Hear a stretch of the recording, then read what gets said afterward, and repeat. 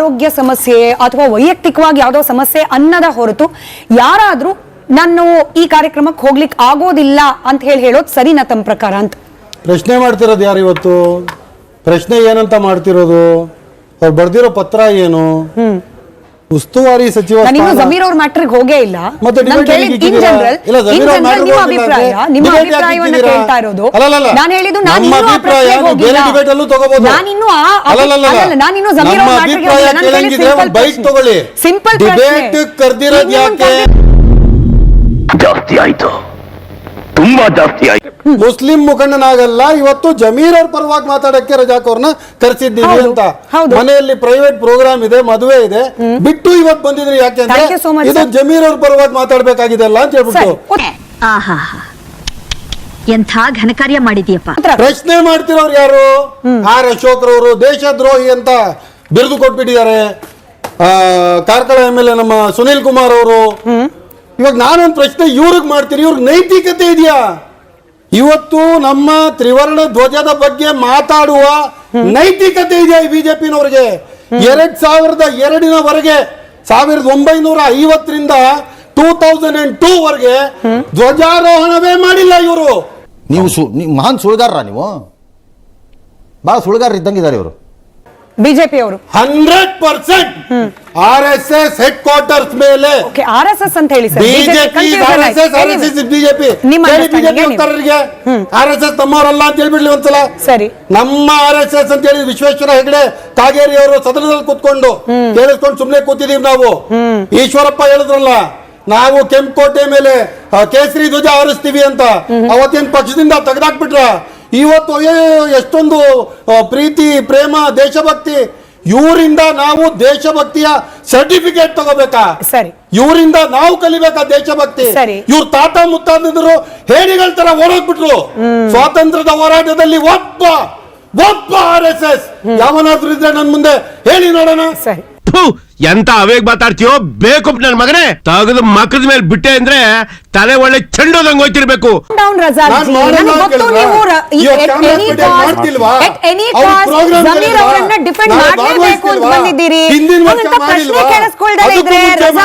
ಪ್ರಶ್ನೆ ಕೇಳಿಸ್ಕೊಳ್ತಾ ಇಲ್ಲ. ಡಿಬೇಟ್ ಹೆಂಗ್ ನಡಿಬೇಕು ಅಂತ ಇನ್ಸ್ಟ್ರಕ್ಟ್ ಮಾಡಿದ ರಜಾಕ್ ಅವರು ಪ್ರಶ್ನೆ ಕೇಳಿಸ್ಕೊಳ್ತಿಲ್ಲ ಅಂತ ನಾನು ಹೇಳ್ಬೇಕಾಗುತ್ತೆ. ಕೇಳಿಸ್ಕೊಳ್ಳಿ Razak, Razak G calm down. Razak ಅವರೇ ಕಾಮ್ ಡೌನ್ ಅಂತ 10 ಸತಿ ಹೇಳ್ದೆ, 11 ಸತಿ ಹೇಳುವಾಗ ನನ್ನ ಟೋನು ಕೂಡ ಕಾಮ್ ಆಗಿರೋದಿಲ್ಲ. ಅವಕಾಶ ಮಾಡ್ಕೊಡ್ಬೇಡಿ. ನನ್ನ ಪ್ರಶ್ನೆ ಸಿಂಪಲ್. RSS ನವ್ರು ತಪ್ಪು ಮಾಡಿದ್ರು, ಅದನ್ನ ಬಿಜೆಪಿ ಅವರು ಡಿಫೆಂಡ್ ಮಾಡ್ಕೊಂಡ್ರೆ ಮಾಡ್ಕೊಳ್ಳಿ ಸರ್. ಧ್ವಜಾರೋಹಣ ಯಾರು ಮಾಡಬೇಕು, ಹೇಗ್ ಮಾಡಬೇಕು ಅನ್ನೋದನ್ನ ಜಮೀರ್ ಅವ್ರಿಗೆ ಅಥವಾ ಕಾಂಗ್ರೆಸ್ನವ್ರಿಗೆ ಕಲ್ಸ್ಕೊಡೋ ಅವಶ್ಯಕತೆ ಇಲ್ಲ ಅಂತ ಹೇಳಿ ಹೇಳ್ಬೋದು ಪೊಲಿಟಿಕಲಿ. ಹಾಗಾದ್ರೆ ಜಮೀರ್ ಅವ್ರು ಹೇಳ್ತಾ ಇರೋದು ಏನು? ಜಮೀರ್ ಅವ್ರ ಉದ್ದೇಶ ಏನು? ಅವ್ರು ನಿರಾಕರಣೆ ಮಾಡಿರೋದ್ರ ಹಿಂದಿನ ಉದ್ದೇಶ ಏನು? ಈ ಪ್ರಶ್ನೆ ಕೇಳಲಿಕ್ಕಂತೂ ಅವಕಾಶವನ್ನ ಅವರಾಗೆ ಮಾಡ್ಕೊಟ್ಟಿದ್ದಾರೆ. ಅವ್ರು ಏನ್ ಮೆಸೇಜ್ ಕೊಡ್ತಿದ್ದಾರೆ? ಕರೆಕ್ಟ್ ಆಗಿ ಹೇಳಿದ್ರಿ. ನನಗೆ ಈ ಧ್ವಜಾರೋಹಣ ಕಾರ್ಯಕ್ರಮಕ್ಕಿಂತ ನನ್ನ ಪ್ರಶ್ನೆ ಪೂರ್ತಿ ಆಗಿಲ್ಲ ಸರ್. ಧ್ವಜಾರೋಹಣ ಕಾರ್ಯಕ್ರಮಕ್ಕಿಂತ ಹೆಚ್ಚಾಗಿ ಚುನಾವಣೆಗಳಿದೆ. ಧ್ವಜಾರೋಹಣ ಕಾರ್ಯಕ್ರಮಕ್ಕಿಂತ ಹೆಚ್ಚಾಗಿ ಬೇರೆ ಏನೋ ಉದ್ದೇಶ ಇದೆ. ನನ್ನ ಹತ್ರ ಟೈಮ್ ಇಲ್ಲ, ನನಗಲ್ಲಿ ಹೋಗ್ಲಿಕ್ಕೆ ಸಾಧ್ಯ ಇಲ್ಲ ಅಂತ ಹೇಳುವ ಮೂಲಕ ನನಗೆ ಬೇರೆ ಎಲ್ಲ ಪ್ರಿಯಾರಿಟಿ ಆಗುತ್ತೆ, ಬೇರೆ ಎಲ್ಲ ಆದ್ಯತೆ ಆಗುತ್ತೆ. ಹಾಗಾಗಿ this is not my priority, ಇದು ನನ್ನ ಆದ್ಯತೆ ಅಲ್ಲ, ನನಗೆ ಇಲ್ಲಿ ಹೋಗ್ಲಿಕ್ಕೆ ಆಗ್ತಾ ಇಲ್ಲ. ಇದೇ ಮೆಸೇಜ್ ಅಲ್ವಾ ಜಮೀರ್ ಅವ್ರು ಕೊಡ್ತಿರೋದು? ಮಾತಾಡೋದು ನಾನು ಕೇಳಿಸ್ಕೊಂಡಿದ್ದೀನಿ, ನನ್ನ ಉತ್ತರವನ್ನು ನೀವು ಕೇಳಿಸ್ಕೊಬೇಕು. ಅವಾಗಲೇ ಏನಂತ ಹೇಳಿದ್ರು, RSS ಕಚೇರಿನಲ್ಲಿ 2002ವರೆಗೂ ಸಹ ಧ್ವಜವನ್ನ ಆರಿಸಿರ್ಲಿಲ್ಲ, ಯಾಕೆ ಅಂತ ಕೇಳಿದ್ರು ಸ್ಪೆಸಿಫಿಕ್ ಆಗಿ. ಆ ಪ್ರಶ್ನೆಗೆ ಉತ್ತರ ಕೊಡ್ತೀನಿ. ಪಾಪ ಅಬ್ದುಲ್ ರಜಾಕ್ ಅವರಿಗೆ ಸಂವಿಧಾನವನ್ನ ಓದ್ತಕ್ಕಂಥ ಒಂದು ಅಭ್ಯಾಸ ಇದೆಯೋ ಇಲ್ವೋ ನನಗೆ ಗೊತ್ತಿಲ್ಲ. 2002ನೇ ಇಸ್ವಿಯವರೆಗೂ ಖಾಸಗಿ ಸಂಸ್ಥೆಗಳು ರಾಷ್ಟ್ರ ಧ್ವಜವನ್ನ ಆರಿಸ್ತಕ್ಕಂಥ ಕಾನೂನು ಇರಲಿಲ್ಲ. ಅರ್ಥ ಆಯ್ತು ಅನ್ಸುತ್ತೆ.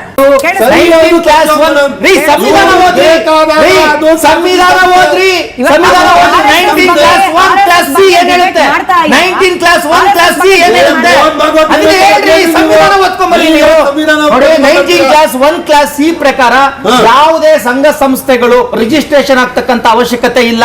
ಗ್ರೂಪ್ ಆಫ್ ಇಂಡಿವಿಜುವಲ್ಸ್ ಕೂತ್ಕೊಂಡು ಏನೇ ಒಂದು ಚಟುವಟಿಕೆಯನ್ನು ಮಾಡಬಹುದು ಅಂತ ಹೇಳಿ ಸಂವಿಧಾನ. ಇವತ್ತು coming back to the subject, ನಿಮಿಷ ಕೇಳಿಸ್ಕೊಡ್ರಿ.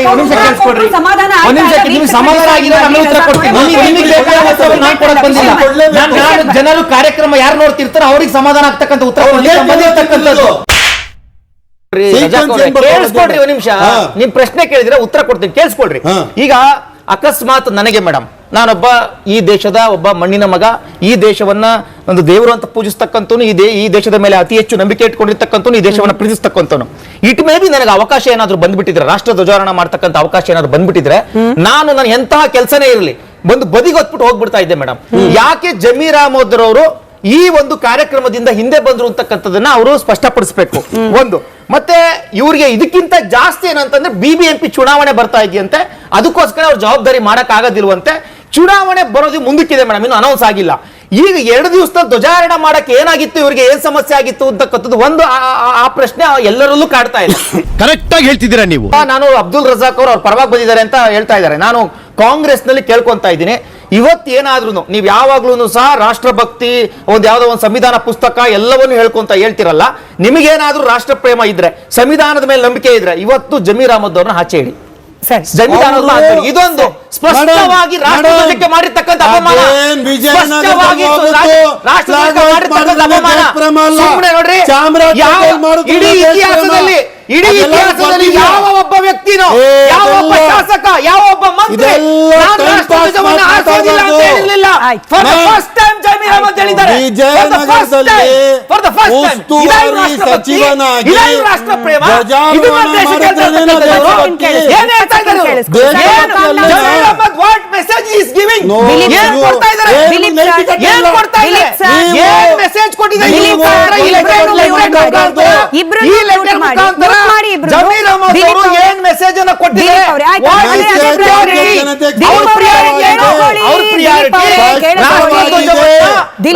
ಆರಿಸೋದಿಂದ ಹಿಂದೆ ಉಳ್ಕೊಳ್ತಕ್ಕಂಥ ಇದನ್ನೇ ಜನ ನೋಡ್ತಾ ಇರೋದು. ಕ್ಲೀನ್ ಆಗಿ ರಾಜ್ಯ ಸರ್ಕಾರದ ಆಯ್ತಾ ಈ ಲೆಟರ್ ಹೆಡ್ ಏನಿದೆ ಬರ್ದಿರೋದು ಜಮೀರ್ ಅಹಮದ್ ಖಾನ್ ಅವರು ವೈಟ್ ಪೇಪರ್ ಮೇಲೋ, ಯೆಲ್ಲೋ ಪೇಪರ್ ಮೇಲೋ, ಗ್ರೀನ್ ಪೇಪರ್ ಮೇಲೋ ಅಲ್ವಾ ಸರ್?